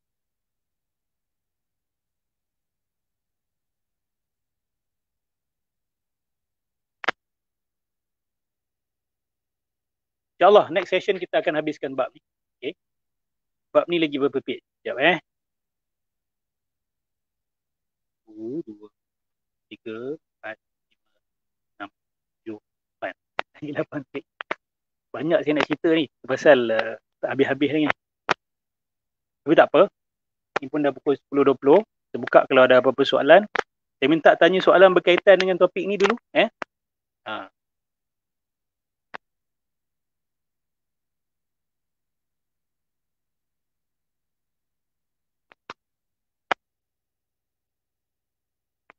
Waalaikumsalam kepada semua yang memberi salam.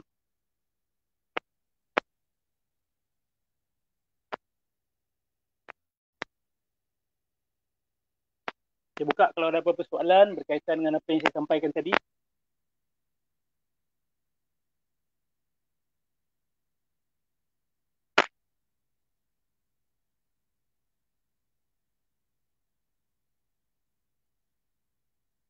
Okey, kalau tak ada, saya nak baca beberapa nukilan daripada. Okay, ada soalan ni, buat masa kini negara mana paling teruk diserang golongan ni? Kata paling teruk tu saya nak kena kaji semua negara Islam. Saya tak kaji lagi semua negara Islam. Tapi cukup teruklah dekat Nusantara ni. Cukup teruk dekat Nusantara ini. Khususnya di mana golongan Sufi yang mengikut aliran Ibn Arabi tersebar, di situ ada bahaya yang besar. Okay? Ada bahaya yang besar. Dan di Malaysia sekarang ni kita ada golongan yang dakwa diri yang ulama yang mengajar kitab-kitab batiniah, mengajar kitab Abdul Karim Al-Jili, mengajar kitab Ibn Arabi, jadi angkat sebagai syekh. Bahkan ada yang nak buat institusi pendidikan di Malaysia, di Selangor ini. Di Selangor ada yang nak buat institusi pendidikan, sedangkan dia mengajar kitab-kitab batiniah. Kitab Abdul Karim Al-Jili kami telah kritik banyak, kami telah bongkarkan banyak. Jadi saya tak tahu mana yang paling dahsyat.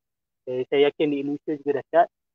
Tapi nak kata mana yang paling dahsyat, saya kena kaji semua negara Islam dan saya tak sempat lagi untuk buat kajian menyeluruh tersebut. Ya, minta maaf Syahrul Nizam.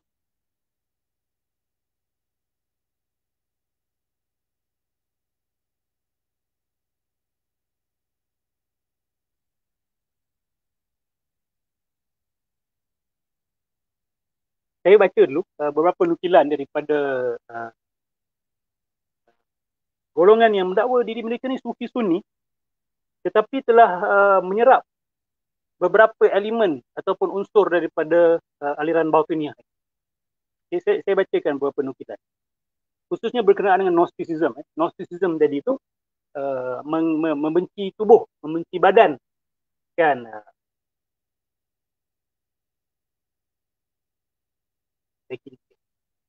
Membenci contoh perkahwinan, kan?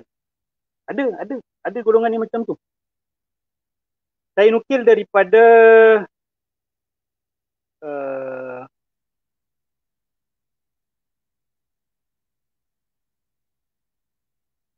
bentar ya.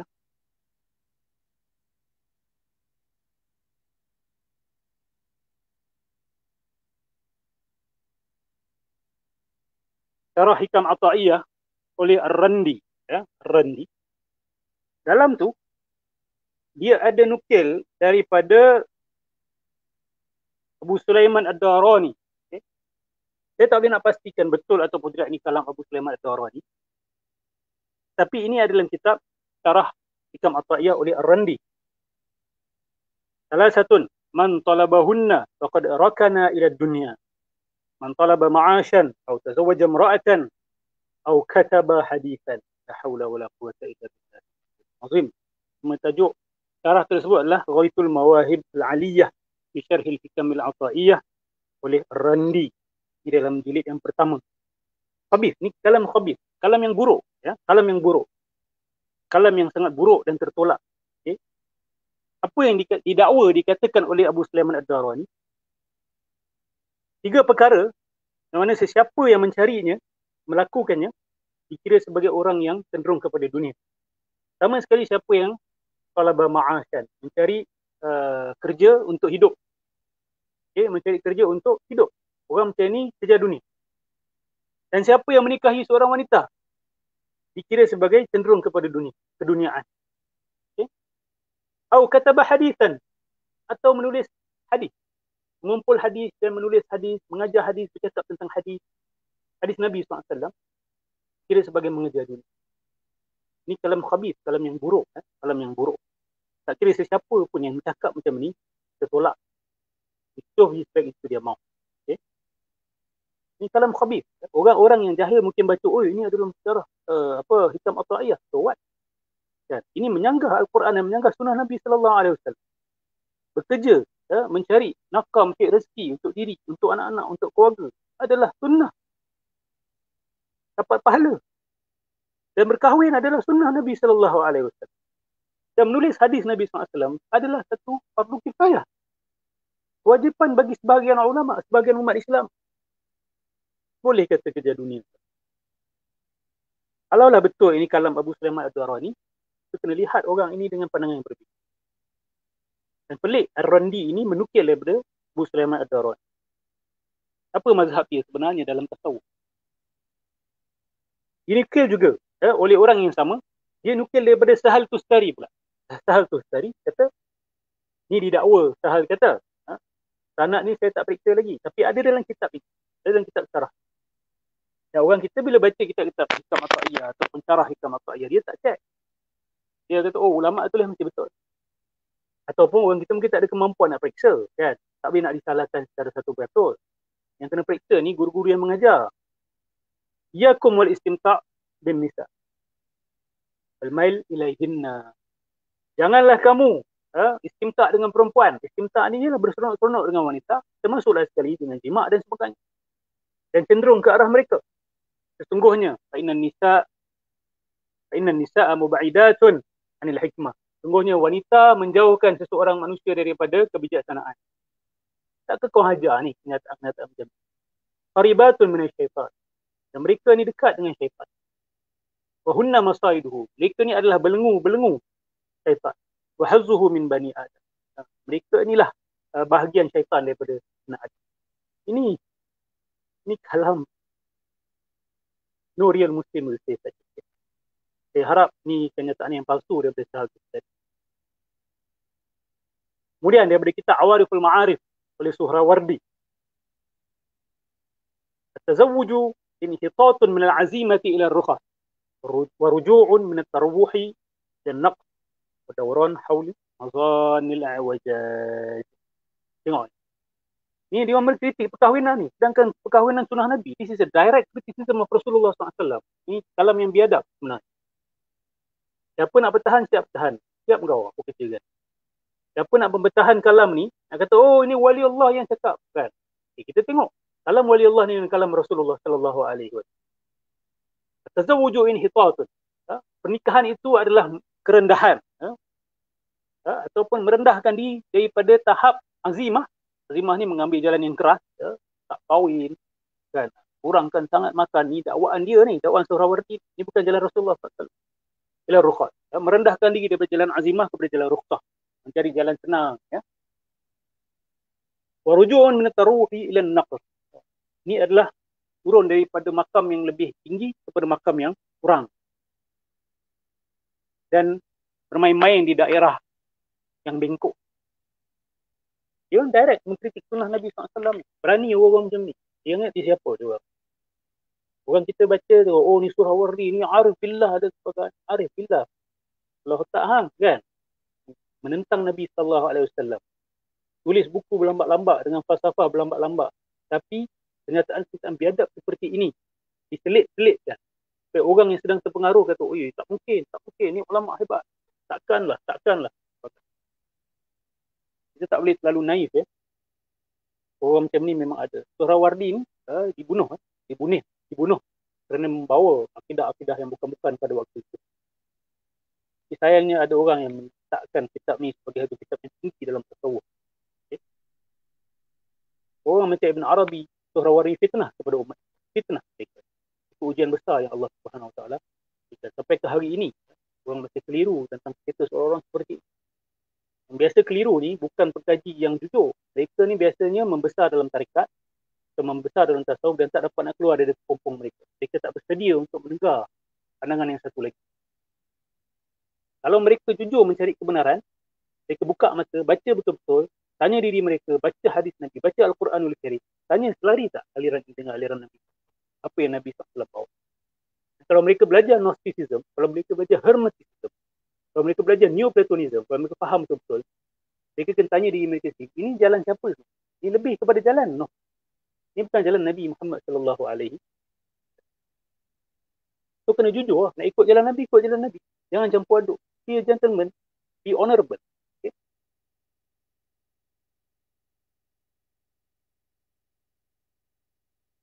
Kemudian dinukil daripada ni dalam kitab Rondi juga yang tadi. Dinukil daripada Sahal Tustari. Ini dia dakwa lah, dia nukil daripada Sahal Tustari. Ijtama'al khairu kulluhu fi hadhil khisal al-arba'. Okay? Semua kebaikan itu tergabung dalam 4 perkara.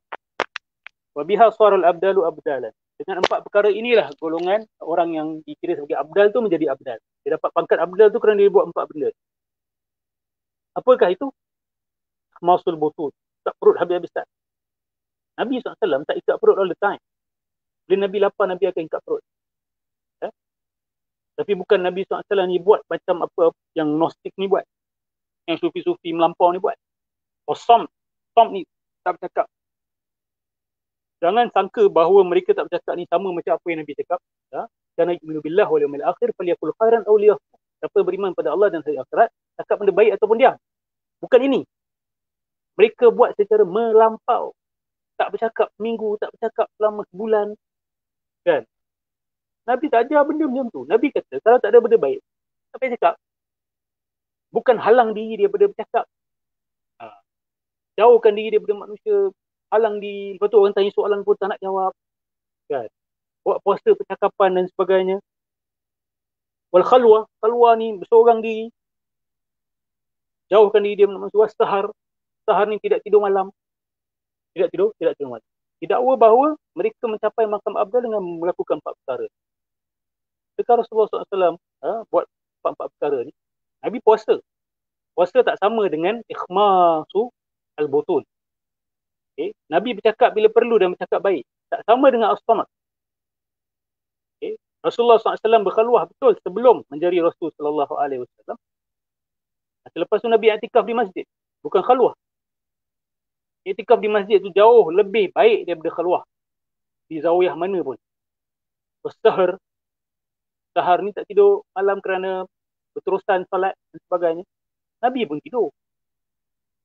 Dan tak ada pun riwayat mengatakan Nabi solat tahajud setiap malam. Okay. Jadi, jalan ini nampak macam lari dengan Islam. Ni orang buang dunia. Tapi adakah jalan Nabi sampai ke tahap ini? Saya dah banyak kali kongsi hadis tentang 3 orang sahabat kata tak nak kahwin, nak tahajud setiap malam, tak nak tidur, lepas tu tak nak puasa berterusan. Nabi kata ini bukan jalan aku. Nabi dia cakap terang-terang, ini bukan jalan. Ini bukan jalan. Nabi marah. Orang macam ni yang mendakwa nak capai makam tinggi, buat benda-benda yang Rasulullah SAW marah. Ini jalan siapa yang mereka ikut?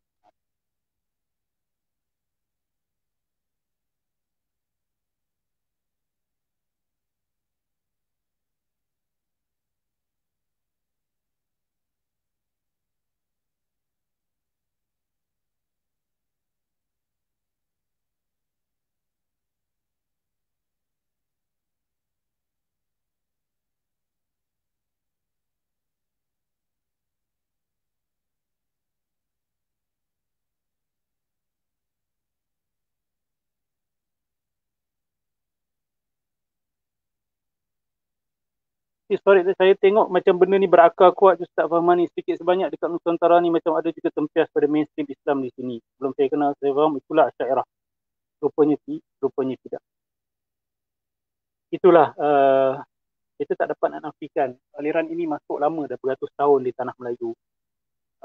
Kita bukan nak kata semua orang yang bawa ajaran yang ada elemen batiniah ini sebagai batiniah pun. Tidak.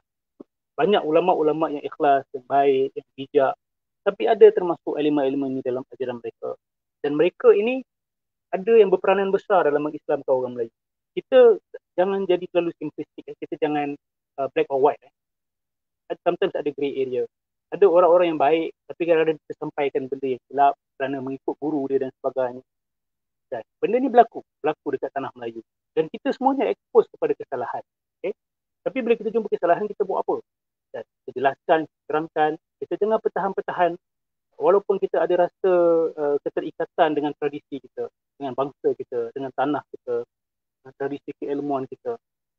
Kalau kita jujur kepada tradisi semua Islam, silap, kita kata silap. Dan bila dicabar, bila dipersoalkan, kalau kamu rasa betul, pertahankan. Tapi sayangnya, kita tak ada lagi tradisi macam tu di tanah ini. Semuanya masih close door discussion. Tak boleh discuss di tempat orang. Tapi dia ajar. Yang peliknya orang macam ni. Dia kata, isu ni jangan dibuka di khalayak ramai. Tapi dia ajar kepada khalayak ramai. Ini hipokrisi orang-orang seperti ini. Dia nak ajar. Tapi orang nak sangkal tak boleh. Seolah orang yang nak sangkal tu tidak ada adab. Tapi mereka bila mengajar kepada orang awam, dia anggap sebagai beradab, berhikmah. So, something seriously wrong. Jadi memang dah berakar lama. Kita tak dapat menafikan. Dan jalan Asy'ariyah ni lain. Jalan Asy'ariyah kalau kita tengok, dia tak ada kaitan dengan jalan Ibn Arabi. Dan kebanyakan sufi dekat tanah Melayu ni, kalau sebut Ibn Arabi, di atas kepala lah. Syekhul Akbar. Sebab tu bila kritik Ibn Arabi, bergegar. Tapi kita lihat defense yang kuat hampir tidak ada. Okay, defense yang kuat hampir tidak ada. Yang mereka ada hanya hadis palsu sahaja yang diulang-ulang. Dan kalam ulama-ulama sufi itu sendiri. Dan yang mereka dakwa sebagai kasyaf, zauq, rasa dan sebagainya. Tapi hujah yang benar-benar ilmiah, yang boleh diperiksa oleh semua orang, tak ada. Okay, mereka akan suka main rahsia, nak tahu kena jumpa syekh kami, kena mentelaah dengan syekh kami. Kalaulah semua dakwaan hanya boleh diketahui dengan duduk dengan Syekh awak selama 5 tahun. Kalau Hindu cakap macam tu macam mana? Oh, kamu ni belum tahu lagi pasal Hindu, kamu kata sesat, kamu kata salah, kamu tak duduk dengan Sami Hindu 5 tahun. Mana boleh macam tu? Kalau gitu, kita tak akan boleh tahu kebenaran. Agama Islam ni datang membawa dakwaan yang semua orang boleh periksa. Semua orang boleh fikirkan. Dia tak ada bawa doktrin rahsia di mana, oh, ni nak kena cek dan ni nak kena belajar 5 tahun dengan dia dulu. Baru kamu faham. Tak. Semua aliran, semua agama ada dakwaan yang boleh dirumuskan. Okay, boleh dirumuskan. Siapa yang dakwa, oh, saya tak boleh nak jelaskan kepada awak, something is wrong. Islam ni boleh dirumuskan. Dalam La ilaha illallah Muhammadur Rasulullah. Dalam rukun Islam, dalam rukun iman. Boleh dirumuskan. Siapa yang dakwa, saya tak boleh nak rumuskan, nak kena duduk dengan guru saya, belajar mutlak. Itu mengarut. Itu jalan batiniah. Itu jalan batiniah. Ada yang mereka nak sembunyikan sebenarnya. Ada yang mereka nak sembunyikan. Saya bercakap tentang asas akidah. Saya tak bercakap tentang benda dalam besar-besar. Benda besar-besar memang perlu waktu untuk belajar.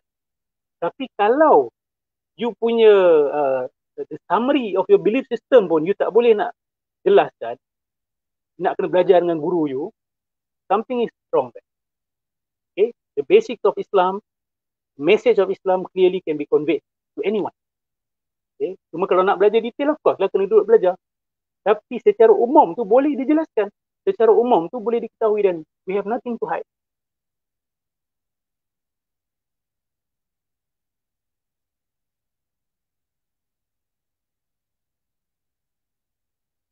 Golongan Batiniyah ini, golongan Syekh Ibn Arabi Al-Jili, mereka telah membuat satu hijacking ke atas jalan Asy'ariyah.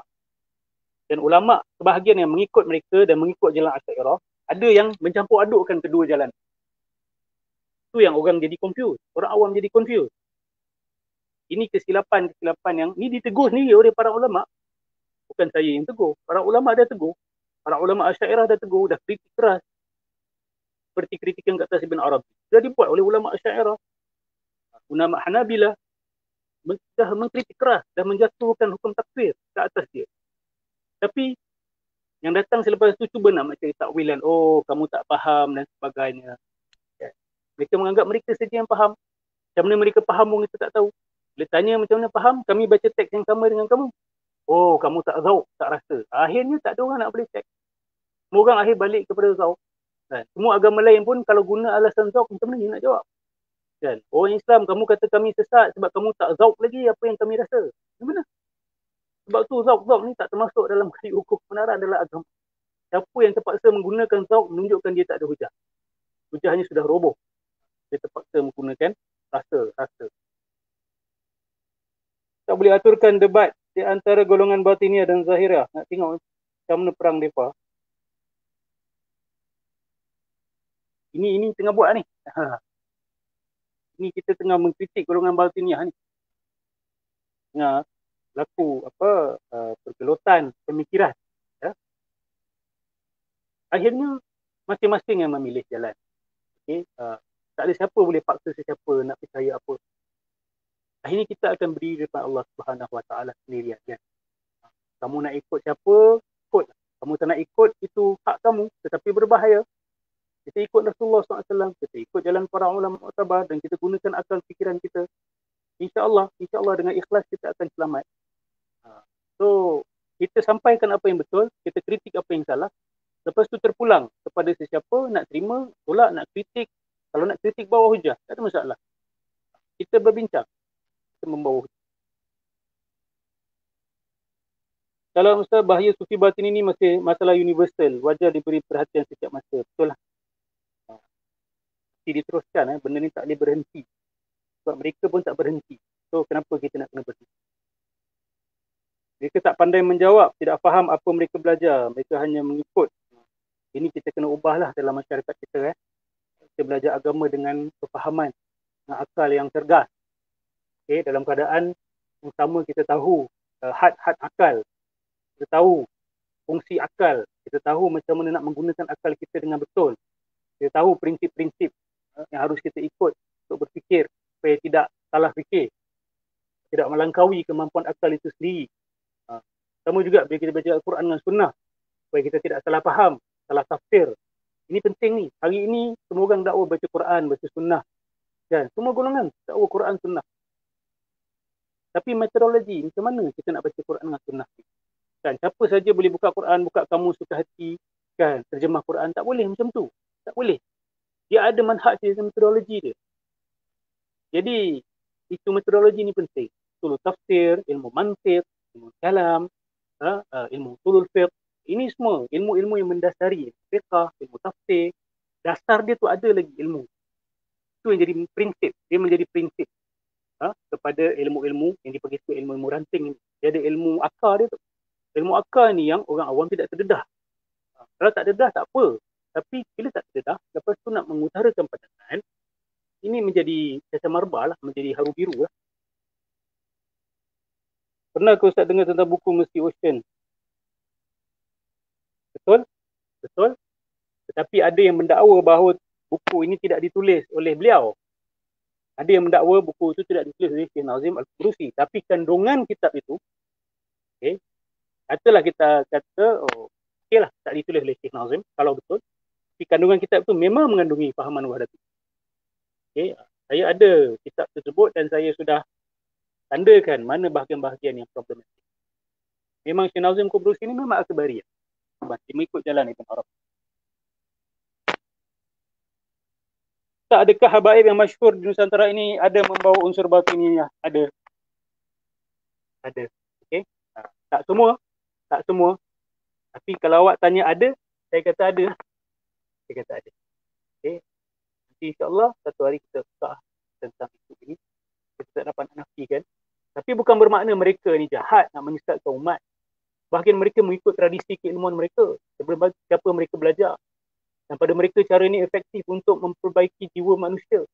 Ini dakwaan mereka lah. Tapi ada saja dakwaan-dakwaan mereka yang berbahaya sampai boleh bawa kepada jatuh syirik. Boleh. Memang ada. Tak boleh nak nafikan benda ni. Banyaklah. Banyak bukti kami ada untuk tunjuk. Banyak fakta yang kami boleh buka. Tapi satu persatu. InsyaAllah satu persatu. Kita bukan nak menghentam orang. Bukan. Tidak. Kita nak. We are looking at ideas. We are looking at principle. We don't care much about personality. Kecuali personality itu yang sudah dihukum oleh para ulama kita. Okay? Yang sudah ada tidak ada kekaburan tentang mereka itu. Tapi yang lebih penting adalah kita fokus kepada kepercayaan, the thoughts, the ideas. Okay? The thoughts and the ideas. Wallahu a'lam bishawab. Semoga bermanfaat. Kita usaha sama untuk basmi ataupun mengurangkan pengaruh batiniah ini di tanah Melayu supaya keberagamaan orang Melayu kita lebih maju, lebih dalam, lebih luas. Tafsir Mamati saya tak tahu, saya tak pernah baca. Minta maaf ya, Saudara Ihsan. Terima kasih Saudara Imam Nawawi Nur Salam. Kita usaha sama insya-Allah. Kita pun kena buat muhasabah. Apa-apa yang kita dah percaya, apa-apa yang kita belajar, kita periksa balik, kita tanya kalau ada apa-apa keraguan, kan, kita bincang. Kita keluar daripada tradisi yang tak boleh tanya, tak boleh bincang. Dan kita juga jauhi tradisi ataupun budaya kurang ajar. Kan? Budaya kurang ajar ni pun tak ada standard lah bagi kita. Kita orang Islam. Kita nak letak diri kita ni sebagai khairul ummah. Kita jauhi cara biadab, melanggar semua benda. Kita juga jauhi cara tutup akal. Tak down akal sehingga tak ada critical mind masuk. Semua ditelan bulat-bulat. Dua jalan ini adalah jalan terlampau yang kita harus lakukan. InsyaAllah selamat saya ucapkan kepada semua. Selamat malam, selamat berehat. Ustaz Izzuan baru masuk ni. Bagus Ustaz Sentun Nazim Haqqani memang teruk. Memang itu pun ada orang nak bertahan lagi ni. So masalah sangat bermasalah. Sebab apa? Sebab isu keluarga dan isu tradisi, isu budaya masing-masing. Oh, saya dibesarkan dalam keluarga macam ni, saya ikut jalan ni dah lama dan sebagainya. Inilah hasbuna ma wajadna alaihi abab. Saya guna ayat tersebut bukan memasuk orang ni kafir, tidak. Tetapi mentaliti seperti itu. Kan? Cukup apa yang aku dah dapat daripada tok nenek moyang. Cukup apa yang aku dah dapat dari tradisi. Aku tak nak persoalkan lagi. Kita nak buka ruang perbincangan lagi. Kita jangan macam tu. Saya bersedia untuk ditegur, dikritik, tapi dengan syarat dia bawa hujah. Boleh membungkam hujah-hujah yang kami bawa. Jangan kata salah, tak setuju, tapi minta hujah tak ada. Tak dalil, tak minta metodologi pemikiran, tidak ada. So, nak bawa, bismillah. Then we will look into. Kita pun tak nak salah. Kita pun tak nak senang-senang mengkritik ataupun menerima satu pandangan. Sebab kita akan dipertanggungjawabkan atas pandangan kita, kritikan kita, kan. Bahkan sokongan kita pun kita akan dipertanggungjawabkan. Hati-hati siapa kita nak sokong. Hati-hati siapa yang kita nak walikan. Hati-hati siapa yang kita nak syekhkan. Hati-hati siapa yang kita nak ulamakan.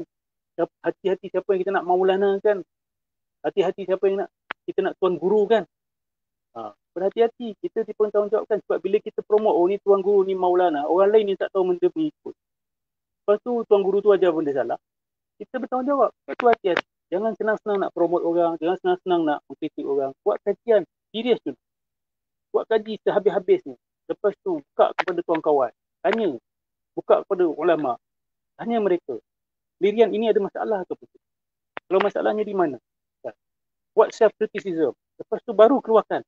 Kalau betul-betul melihat benda ni memang membahayakan masyarakat, then you take out to the public. Jangan duduk peram. You dah nampak benda tu bahaya, you ada kemampuan duduk peram. Itu pun berdosa juga. Jangan sokong suka-suka, jangan kritik suka-suka. Benda ni semua memerlukan disiplin, keseriusan, kesabaran, hikmah, ketenangan. Dan bila dia sampai satu puncak yang dia tak boleh nak simpan, you kena buka. Kalau perlu marah-marah, kalau perlu kritik keras, kritik keras. Khususnya yang bawa musibah besar kepada umat Islam. Terima kasih kepada saudara Syed Afandi. Terima kasih Hafiz Farid dan semua yang mengikut. Tak pernah dengar sama Wan Hizam. Rupanya dia pun tak setuju dengan lepas. Betul lah. Golongan batiniah ni pun dia orang pun tak setuju dengan satu sama lain. Kan? Dia orang, Wan Hizam tak boleh solat. Kan? Dia masih mengamalkan syariat. Tapi saya ada buat satu perbincangan khas lah berkenaan dengan Wan Hizam ni. Banyak dia benda-benda yang dia bercakap tu sama je dengan yang dikatakan oleh lepat dan golongan batiniah. Saya tak pasti sama ada Wan Hizam sedar ataupun tidak. Saya tak pasti dia pernah belajar tak batiniah apa-apa. Dan dia dapat ilmu-ilmu tu daripada siapa? Guru dia. Siapa guru dia? Apa yang dia ajar? Adakah dia ambil setakat daripada Hikam Ata'iyah? Kan? Adakah dia telah baca kitab Lataiful Minan? Apa? Ini kita kena check lah. Walaupun dia tak setuju dengan lepat, tak bermakna jalan dia tak sama dengan jalan lepat. Okay? Mereka boleh tak setuju dalam beberapa perkara, tapi kepercayaan asas itu mungkinan sama. Tapi saya lihat saudara Wan Hizam ni dia lebih cara dia menggunakan bahasa tu ada problematik. Jadi kemungkinan beliau salah cakap, salah gunakan bahasa. Tapi pun tak boleh juga sebab benda tertentu dia ada duduk mengulang benda. Mustahil kalau kita kata dia tak faham, dia salah guna bahasa, salah guna perkataan, merono. So jalan dia secara umum saya melihat lebih kurang sama. Tetapi Pak lebih beranilah. Pak lebih berterus terang. Satu benda saya can give it to Pak adalah dia berterus terang. Dia tak lindung sangat. Walaupun itu salat tu dia main penting. Salat tu dia penting. Dia sindung tentang pendirian sebenar dia. Kalau dia berani menyatakan pendirian sebenar tentang solat, saya bersedia untuk berdialog dengan dia. Tentang pendirian dia tentang solat sebenarnya. Apa pendirian tentang solat?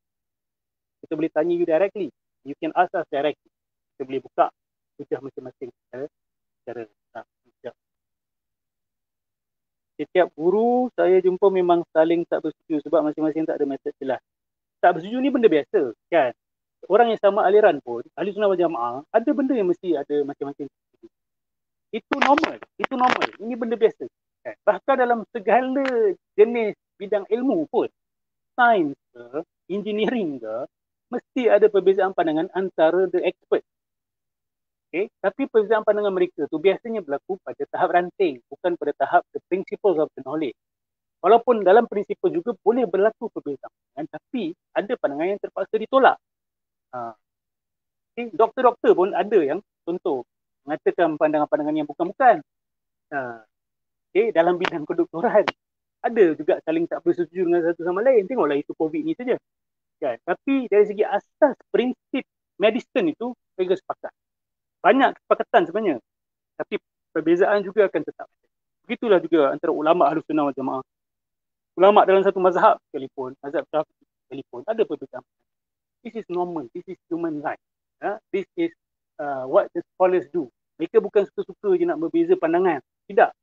Tapi cara fikir mereka membawa kepada perbezaan. Tapi ini berkaitan dengan ranting. Saya tak bercakap tentang isu kawafan. Saya tak bercakap tentang isu qat'iyat dalam agama. Perkara-perkara sabit dalam agama. I'm not talking about that. Di situ tidak diizinkan, tidak dibenarkan apa-apa perbezaan pandangan. Dan tidak perlu pun berlaku perbezaan pandangan itu sebab dah selalu sabit secara nakli dan akli. Sudah selalu sabit, sudah selalu kukuh dari perspektif nakli dan akli. Di bab ranting tu nak berbeza pandangan, silakan dengan syarat kunci-kunci dan syarat-syarat keilmuan. Ya. Baik. Itu sahaja. Selamat malam. Assalamualaikum warahmatullahi wabarakatuh.